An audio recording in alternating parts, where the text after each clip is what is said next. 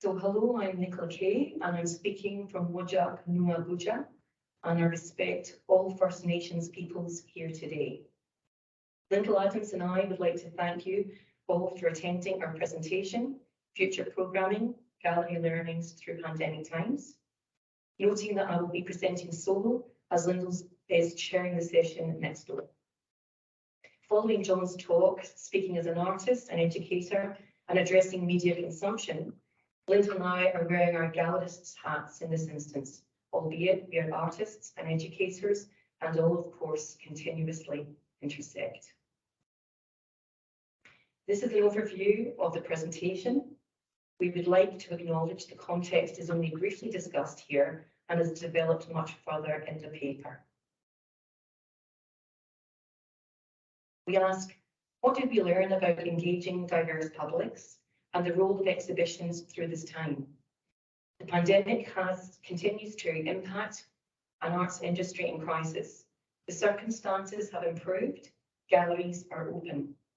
This paper examines what galleries learned from the pandemic and what these learnings might mean for future programming. We look at strategies employed to engage a lockdown, socially distanced artists and viewing public. Firstly, we outline the context of the case study, followed by the public the galleries are intended for, and an interview analysis of artist Dr. Diana Chester, our case study, in order to answer the question, what did we learn and how can we develop those pedagogic learnings for the public's galleries serve? So for the context, the case study in question was an exhibition conducted in July 2021 in Perth, WA. Perth went into lockdown for half of the scheduled time of the exhibition. The rest of the time, the gallery was open to a very limited, socially distanced public. By this time, for more than a year, we had watched the unfurling nightmare from Western Australia, one of the most isolated cities on the planet. Premier Mark McGowan's response from the outset in April 2020 was to shut the state's border, informing us all that, in effect, we will be turning Western Australia into an island within an island, our own country. McGowan and the state Labour government continued to act with much the same stance and with little tolerance until March 2022, when the border fully reopened. Lyndall and I are Director and Deputy Director of ECU Galleries and are referred to as we throughout this paper. ECU Galleries, consisting of Gallery 25 and Spectrum Project Space, which I'll refer to as Spectrum, are located on the Mount Lobby campus of ECU in Perth. Gallery 25 closed on the 6th of April 2020, reopening on the 31st of May for a Master of Arts examination, which remained installed but closed through June and July. The remaining exhibitions in 2020 were extended with one artist cancelling, filled by an ECU art collection exhibition. Spectrum closed on the 30th of March and reopened on the 27th of July to a much changed programme, with an additional 3 artists or groups cancelling exhibitions to be filled by a 3-slot that was 15 weeks ECU staff exhibitions. Through 2021, both Gallery 25 and Spectrum went into lockdown for 1 week in February, 1 week in April, and 1 week in June, July. Spectrum saw 1 extended exhibition due to a group cancellation. When the galleries were open through April 2020 to mid-2022, COVID protocols were strictly adhered to. And I really hear you there when you were talking, John, regarding VR work, because that had a big impact on what we could and what we couldn't do in the galleries. What sounds like a simple agenda of keeping ECU galleries open in order to keep the arts community engaged and to ensure artists had a context to show their work became a slow dawning of possible new futures. We responded in a disruptive manner with the intention of creating diverse spaces where the digital and the physical could collide. This was not to create a seamless space, but rather a site for human connection, because the business as usual approach felt increasingly untenable. At the time, we had no budget, ad hoc technical staff, that is, we pretty much did everything. Art galleries as sites of public pedagogy. As Clover and Sanford note, Art galleries are important educative entities. They are sites of public pedagogy, and Steve articulates that they provide plays of force that influence the public. Amalia et al. Their public pedagogy draw attention to public memory and embodied and effective forms of learning beyond language and historical and public discourse. Many of the world's most celebrated art events, such as the Venice Biennale, were postponed from 2021 to 2022. And locally, Biennale of Sydney's 22nd edition, Nirin, was open for only 10 days in March 2020, before being forced to close, not reopening until mid-June of that year. Whilst physically closed, it adopted, like most other institutions, the new go-to model. It moved online through partnering with Google. This model, however, is not a panacea, with issues such as access inequity, digital exclusion, audience experience, and importantly, the specificity and seemingly unproblematic transferability of art processes and forms. So to our case study now, Diana Chester. We met Diana at the ACUADS 2020 conference, locked down and locked in. An international exhibition cancelled, so we contacted her. Diana's exhibition was in the same gallery as South African bioartist Leora Faber. Both were digital works.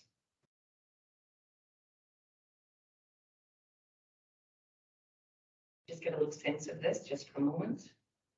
Hopefully you can get sound.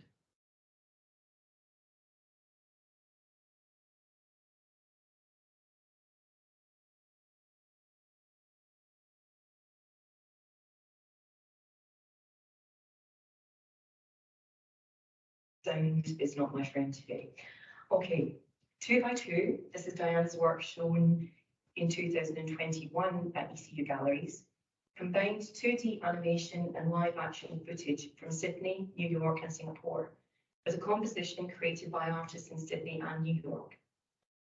A ludicrous animated video that explores partnership, loneliness, and the relationship with oneself. 2 by 2 is about interaction and touch, and joy and confusion, about the inward-looking and outward-facing self, and sometimes looking right at oneself. Collaboration is with New York flautist Francesca Hoffman, and I'll make sure that this is released for everyone, and I'll put it into the chat. Sounding Nature is an installation of sonic visualizations created during the pandemic. The pieces are meditations on nature, the ocean, and loneliness. These works attempt to create spaces where visitors can get lost in the mesmerizing appeal and absurdity of the visual environments. The compositions in these pieces are original and improvised. The work is most inspired by the solitude and reliance on inner strength that emerged particularly for those living alone during the pandemic. These musical pieces were inspired by a desire to collaborate with musicians in different geographies, all of whom lived alone, to bring a form of togetherness and connectedness while in our own isolated places. Diana recently exhibited her work here in 2022, in fact, just a couple of weeks ago in Gallery 25, and this time she was able to come in person. And this really sort of centres on what we're discussing here today, being remote and actually being in person. Sonifying COVID 2022 by Diana, created in collaboration with Gillian Bilbertier, Benjamin Carey, Luc Espanol, Sonia Holloway, and Melody Lee, is an exhibition that focuses on art made from and about the COVID-19 pandemic, with a focus on how sound as a tool of expression and vibration can shed light on the other somatic impacts of the pandemic, the bodily anxiety, stress, and tension we internalise. This exhibition is sound forward, using sonification and vibration as the nexus that brings together two independent but interrelated works, both created from data of the pandemic over the last 2 years. We interviewed Diana, asking semi-structured interview questions regarding her thoughts on galleries and the pandemic, and specifically her experience of exhibiting remotely at ECU Galleries in 2021, compared to the in-person.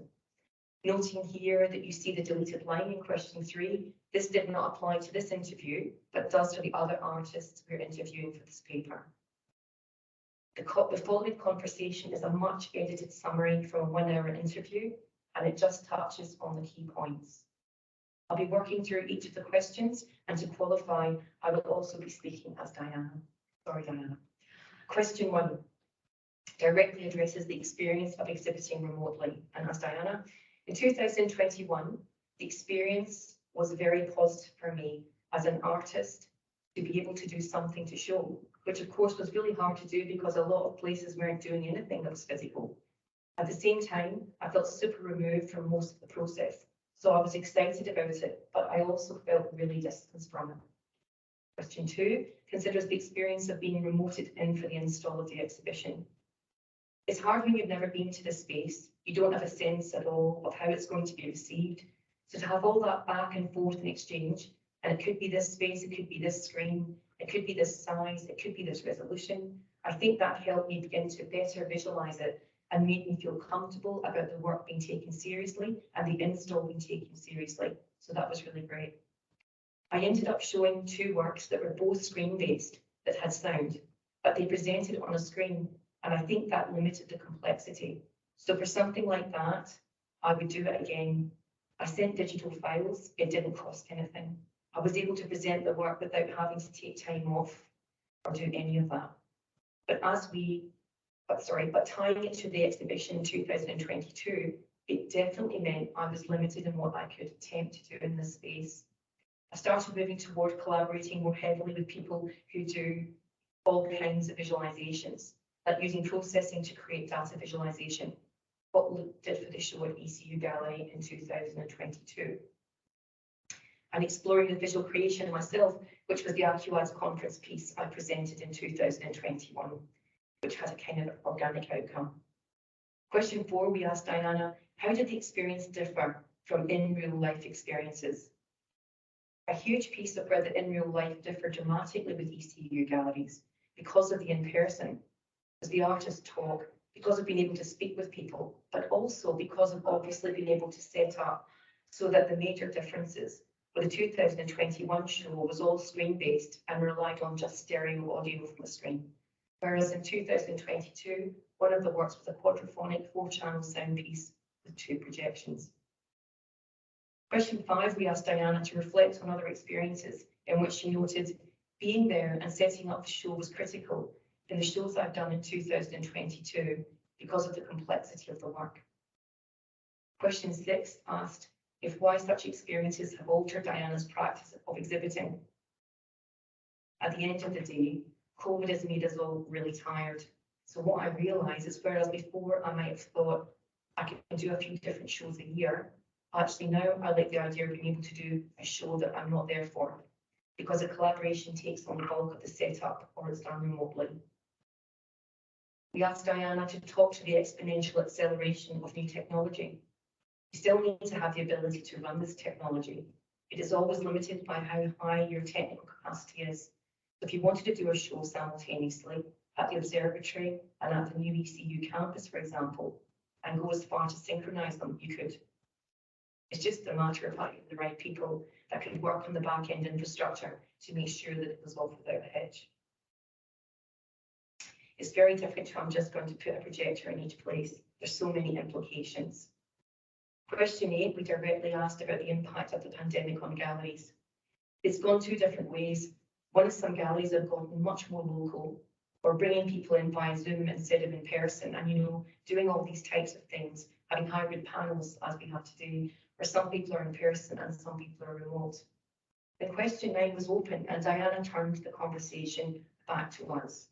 I have one question for you, which is I'm just curious, what were the lessons you learned?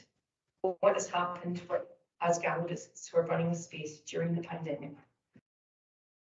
So in addressing Diana's question to our conclusions and what we are asking ourselves now in moving forward, there are many pros to what we have learned through the pandemic: engaging audience through tough times, providing connection, keeping community together.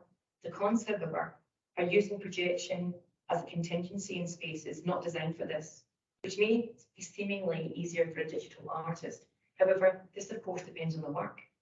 When projection or indeed streaming is the fallback, ethically, the integrity of the work and the experience can be jeopardised.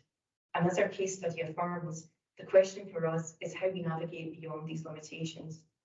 Future programming will contain the digital in ways that we may not have conceived pre-pandemic. We saw the potential, it gave us confidence. However, such mitigating circumstances have us questioning how we can best serve both the artists and publics through devising programmes that afford the best experience through best quality. Rather, we are asking, how can we engender experiential modes of engagement with artworks that are openly not seamless or could be contested? This is our modus operandi as ECU Galleries moves into the City Gallery in 2025, and the possibility of streaming content across the 7-storey building. The kinds of questions we asked through the pandemic have been invaluable in traversing how the gallery's trajectory can activate a more diverse public. Our role in ECU Galleries is about programming, about diverse identities and publics. Future programming is not about filling the space. It's about excellence and courage, which both come in many forms. It's not about the digital alone, but the added value of digital art installation inside and outside galleries, physically and virtually, for those that walk by and have felt either excluded or locked out of the wine coop for any myriad of reasons. For us, this platform is not to merely jump on the bandwagon with the increasing popularity of clothing, decorating buildings inside and out that merely adds to the divorce spectacle, but rather is complementary, contestatory, ethical and inclusive, in working with and engaging diverse publics and pursues a level of reciprocity, a level of togetherness that activates the city through the day, but also the dark city spaces at night, spaces inhabited by diverse publics. Thank you, everyone. Thank you.